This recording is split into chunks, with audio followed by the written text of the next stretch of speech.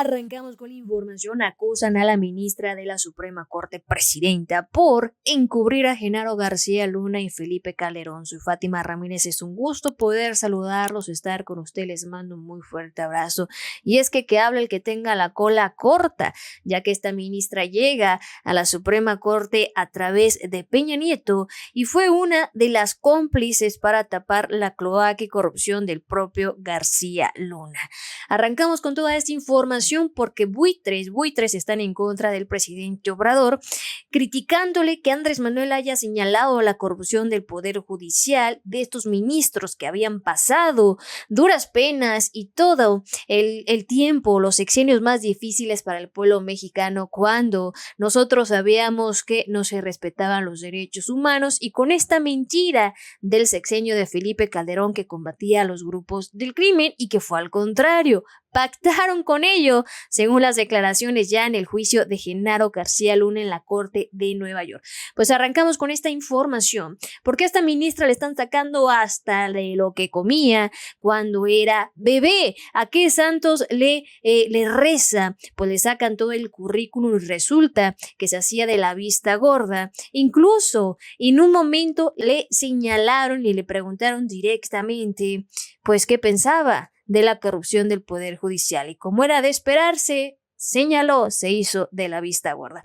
Pues arrancamos con toda esta información, y es que la Suprema Corte está ocultando 20,000 millones de pesos que tienen en 14 fideicomisos entre el Poder Judicial, el Consejo de la Judicatura y también el Tribunal del Poder Electoral, en donde se reparten este dineral al mismo estilo que Lorenzo Ciro Murayama en el INE. Se lo reparten para su aguinaldo, para su retiro de los jueces y personajes más importantes de el Poder Judicial.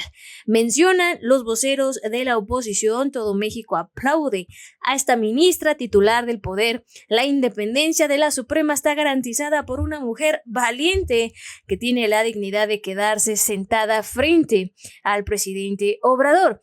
Y es que lo que están esperando es que al frente de la Suprema Corte, ya controlada por ella, pues logren tumbar lo que el presidente ha logrado a través de las reformas. Por ejemplo, el tema de que sea constitucional, que el pueblo mexicano reciba apoyo del gobierno federal y que ya no lo puedan modificar porque queda en la Constitución. El tema de las Fuerzas Armadas también lo intentan tumbar, pero miren nada más en qué manos queda el Poder Judicial cuando esta ministra salía de ser funcionaria pública señalada de corrupción y de estar entorpeciendo el mismo Poder Judicial. No olvidemos cómo llegó la ministra Piña a la Suprema. Primero llegó muy cuestionada porque los tribunales en los que había estado eran ejemplo de atraso y poca productividad. Pero lo más grave es que la señora no veía la corrupción y se negaba a hablar de ella. Chequemos este grandioso video.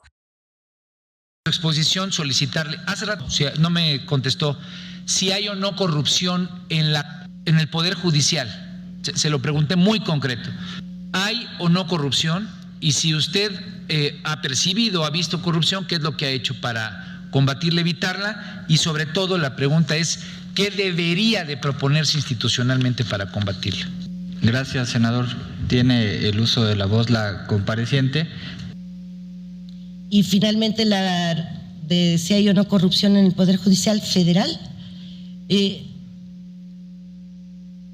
Yo le puedo decir que no puedo hablar de algo que yo, en lo personal, no he tenido conocimiento. Yo, de corrupción en el Poder Judicial Federal.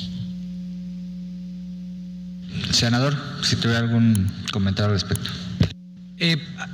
En mi pregunta, y tal vez por lo escueto de las respuestas, no logro encontrar la esencia de lo que estoy tratando de pedirle a usted, que es cuál debe de ser el papel de la Corte en una coyuntura compleja del país. Escuchar de usted su opinión, ha sido por lo menos de un año para acá un año complejo. Le cito, aunque usted señala que no ha conocido de casos de corrupción, encuestas o percepciones, me imagino que usted también platica con la gente y puede tener algunas impresiones. sin que necesariamente eso signifique que conozca casos en concreto. Por eso quisiera no quedarnos en lo reducido del análisis, sino en lo amplio. El CESOP, Centro de Estudios Sociales y de Opinión Pública, señala que un 55% de las personas encuestadas respecto a la percepción de corrupción del Poder Judicial en México han tenido que pagar un soborno, 55%. 55% de las personas encuestadas han tenido que pagar un soborno. Segundo, consideran que el 80% de las personas consideran que el Poder Judicial es corrupto o extremadamente corrupto. Esta es una encuesta, repito, del CESOP que fue levantada para el 2013. ¿Qué le dice esto respecto a lo que usted me... Ahí lo tienen en su cara. Qué fácil es para estos personajes que están blindados, que tienen fuero constitucional y que están mantenidos por el pueblo mexicano, hacerse de la vista gorda y no criticar sus propias instituciones, aquellas que juran y perjuran todo está perfecto, en donde no quieren meterle mano, donde no quieren que el pueblo mexicano haga auditorías, critique, señale, porque todavía nos juzgan de que no tenemos los conocimientos para hablar del tema. Pues ahí lo tiene, mientras ella aseguraba que no conocía la corrupción del Poder Judicial cuando estaba aspirando a ser ministra de la Suprema Corte, y el pueblo mexicano sabe bien, se saben los moches, se sabe el dinero que desde los notarios, desde el más bajo nivel en un juzgado te piden dinero. Pues ahí está, ¿no? ¿Con qué cara esta ministra ahora quiere hablar de independencia de la Suprema Corte cuando nunca la hubo? Cuando el presidente Obrador es el primer presidente en la República que respeta la independencia del Poder Judicial, o que ya no se acuerdan cuando Carlos Salinas ponía a quien quería, cuando Arturo Saldívar, expresidente de la Suprema Corte, fue amenazado por el propio Felipe Calderón. La oposición cada vez más hipócrita, el respeto a la división de poderes nunca había sido tanto como ahora.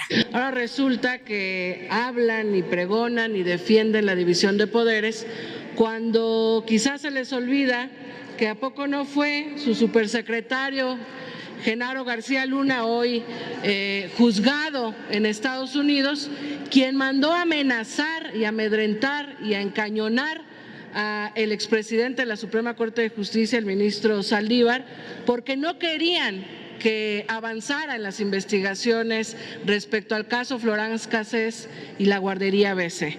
¿Cuánto tiempo, le pregunto a la oposición, incluido a Movimiento Ciudadano y a los partidos que se dicen diferentes pero que han sido cómplices de ese viejo régimen, cuánto tiempo van a callar y a guardar silencio frente a lo escandaloso que hoy es que el exsecretario de Seguridad Pública del gobierno panista de Felipe Calderón está siendo juzgado, y lo que sabía el Círculo Rojo?